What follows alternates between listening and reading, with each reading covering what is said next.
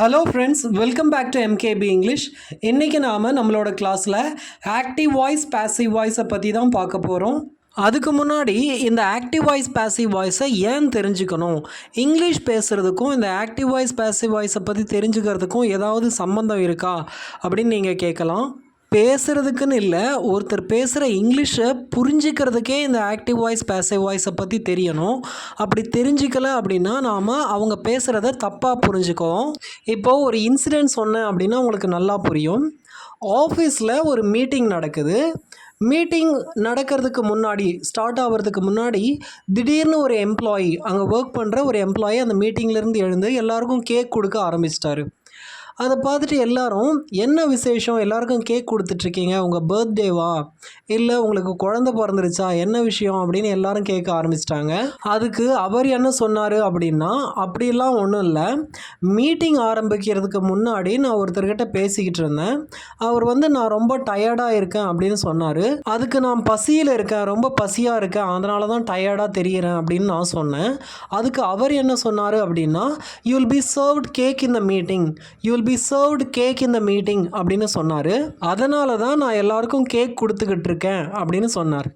ஆக்சுவலாக மீட்டிங் நடக்கிறதுக்கு முன்னாடி இவர் பசியில் இருக்கிறதுனால உனக்கு மீட்டிங்கில் கேக் கொடுப்பாங்க, கவலைப்படாத அப்படின்னு அவர் சொல்லியிருக்காரு.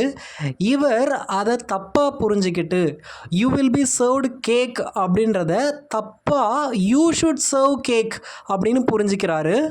ஏன் அப்படி புரிஞ்சுக்கிறாரு அப்படின்னா, நாம் யூவோட ஸ்டார்ட் பண்ணும்போது, அதாவது சப்ஜெக்டோட ஸ்டார்ட் பண்ணும்போது அந்த யூக்கு அடுத்து என்ன வருதோ, என்ன ஆக்ஷன் வருதோ அதை நம்ம தான் செய்யணும் அப்படின்னு நாம் தப்பாக புரிஞ்சுக்கிறோம்.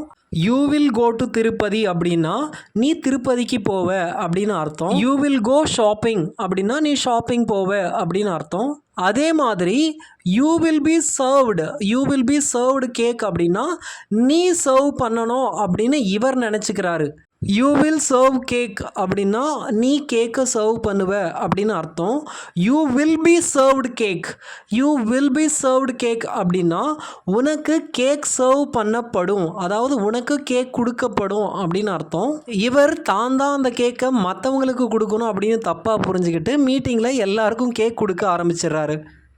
இப்படி தான் ஃப்ரெண்ட்ஸ், ஆக்டிவ் வாய்ஸ் பேசிவ் வாய்ஸுக்கு உள்ள டிஃப்ரென்ஸ் நமக்கு புரியலை அப்படின்னா லைஃப்பில் இந்த மாதிரியான ஃபன் அப்பப்போ நடக்கும். இப்போ நாம் பார்த்த சுச்சுவேஷன் பேசிவ் வாய்ஸ் தெரியலை அப்படின்னா என்ன பிரச்சனை வரும் அப்படின்னு பார்த்தோம். இப்போ நாம் இந்த பேசிவ் வாய்ஸை எந்த சுச்சுவேஷனில் யூஸ் பண்ணலாம் அப்படின்னு பார்க்கலாம் ஃப்ரெண்ட்ஸ். நாம் ஒரு ஆக்ஷனை, ஒரு வேலையை யார் செஞ்சாங்க அப்படின்னு தெரியாத போது இந்த பேசிவ் வாய்ஸை யூஸ் பண்ணலாம்.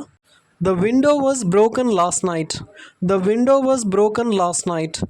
நீங்கள் நைட்டு படுக்கும்போது கண்ணாடி நல்லா தான் இருந்தது, ஆனால் விடிஞ்சதுக்கப்புறம் அது உடஞ்சிருக்கிறத பார்க்குறீங்க.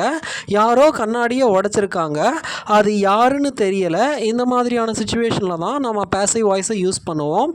த விண்டோ வாஸ் broken, கண்ணாடி உடஞ்சிருக்கு அப்படின்னு சொல்லுவோம். So when the subject is unknown, subject தெரியாதப்போ, யார் செஞ்சாங்கன்னு தெரியாதப்போ இந்த பேசிவ் வாய்ஸை யூஸ் பண்ணுவோம். அடுத்து சப்ஜெக்ட் நமக்கு தெரிஞ்சிருக்கும், யார் செஞ்சாங்கன்னு தெரிஞ்சிருந்தாலும் ஒருத்தரை காப்பாற்றுறதுக்காகவோ, ஒருத்தரை பிரச்சனையிலிருந்து தப்பிக்க வைக்கிறதுக்காகவோ நாம் வேணுமுன்னே சப்ஜெக்டை, யார் செஞ்சாங்க அப்படின்றத வேணுமுன்னே மறைப்போம். இந்த மாதிரியான சுச்சுவேஷன்லையும் நாம் பேசிவ் வாய்ஸை யூஸ் பண்ணலாம். இப்போது எம்ப்ளாயீஸ்லாம் சேர்ந்து ஒரு ப்ராஜெக்ட் பண்ணுறாங்க. அதில் ஒரு குறிப்பிட்ட நபர், இப்போ ரவி அப்படின்றவர் அந்த ப்ராஜெக்டில் தப்பு பண்ணிடுறாரு.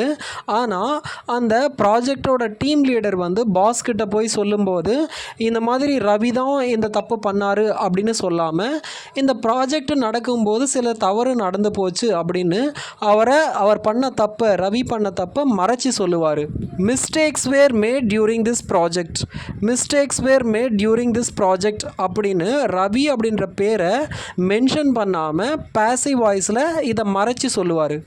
எந்த மாதிரியான சுச்சுவேஷன்லையும் நாம் பேசிவ் வாய்ஸை யூஸ் பண்ணலாம். இப்போது இந்த பேசிவ் வாய்ஸை யூஸ் பண்ணுற அடுத்த சுச்சுவேஷன் என்ன அப்படின்னு பார்த்தோன்னா, என்ன தான் நமக்கு சப்ஜெக்ட் தெரிஞ்சிருந்தாலும் அந்த சப்ஜெக்ட் அன்இம்பார்ட்டன்ட், தேவையில்லாதது அப்படின்னு நமக்கு பட்டுச்சுன்னா நாம் பேசிவ் வாய்ஸில் அதை சொல்லலாம்.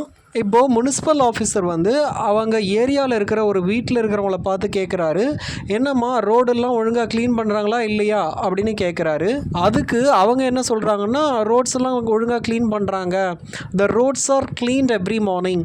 த roads are cleaned every morning. தினமும் காலையில் ரோட்ஸ் க்ளீன் பண்ணுறாங்க அப்படின்னு சொல்கிறாங்க. இங்கே ஒர்க்கர்ஸ் தான் ரோடை க்ளீன் பண்ணுறாங்க அப்படின்ற சப்ஜெக்ட் அவங்களுக்கு தெரியும். ஆனால் அதை அவங்க சொல்லாமல் ரோடு மேலே ஃபோக்கஸ் பண்ணுறாங்க. ரோட்ஸு க்ளீனாக இருக்கா இல்லையா, அதை யார் க்ளீன் பண்ணுறாங்கலாம் தேவையில்லை, ரோடு க்ளீனாக இருக்கா இல்லையா அப்படின்னு யார் க்ளீன் பண்ணுறாங்களோ அவங்களுக்கு முக்கியத்துவம் கொடுக்காம ரோடு க்ளீனாக இருக்கா இல்லையா அப்படின்றத மட்டும் சொல்கிறதுனால இதை பாசிவ் வாய்ஸில் சொல்லியிருக்கோம். இப்போ நாம் பார்த்த 3 சிச்சுவேஷன்ஸ் என்ன அப்படின்னா, யார் செஞ்சாங்க அப்படின்ற சப்ஜெக்ட் நமக்கு தெரியாத போது பாசிவ் வாய்ஸை யூஸ் பண்ணுவோம். ரெண்டாவது சிச்சுவேஷன் வந்து யார் செஞ்சாங்க அப்படின்னு தெரியும், ஆனால் ஏதோ ஒரு காரணத்துக்காக அவங்கள தப்பிக்க வைக்கணும் அப்படின்ற காரணத்துக்காக நாம் வேணுமுன்னே சப்ஜெக்டை மறைச்சி சொல்லுவோம். அப்பையும் பாசிவ் வாய்ஸ் யூஸ் பண்ணலாம். அதே மாதிரி மூணாவது சிச்சுவேஷன் என்னென்னா, சப்ஜெக்ட் நமக்கு தெரியும், யார் செஞ்சாங்க அப்படின்றது தெரியும், தெரிஞ்சிருந்தாலும் அவங்க அன்இம்பார்ட்டண்ட்டாக இருந்தாங்க அப்படின்னா, தேவையில்லாதது அப்படின்னு பட்டுதுன்னா நாம் அந்த சப்ஜெக்டை சொல்ல வேண்டிய அவசியம் இல்லை. இந்த மாதிரியான சிச்சுவேஷன்லையும் பாசிவ் வாய்ஸ் யூஸ் பண்ணலாம். ஃப்ரெண்ட்ஸ், நாம் இப்போ பார்த்ததெல்லாம் பாசிவ் வாய்ஸை எந்த சிச்சுவேஷனில் யூஸ் பண்ணணும் அப்படின்னு நாம் அடுத்த வீடியோவில் இதுக்கான ஸ்ட்ரக்சர்ஸ், ஆக்டிவ் வாய்ஸ்க்கான ஸ்ட்ரக்சர்ஸையும் பாசிவ் வாய்ஸ்க்கான ஸ்ட்ரக்சர்ஸையும் ஆக்டிவ் வாய்ஸ்லேருந்து பாசிவ் வாய்ஸ்க்கு எப்படி மாற்றணும், சேஞ்ச் பண்ணணும் அப்படின்றத நாம் அடுத்த வீடியோவில் பார்க்கலாம். இந்த வீடியோ உங்களுக்கு பிடிச்சிருந்தது அப்படின்னா லைக் பண்ணுங்கள், மறக்காமல் என்னோடய சேனலுக்கு சப்ஸ்கிரைப் பண்ணுங்கள் ஃப்ரெண்ட்ஸ். தேங்க்யூ.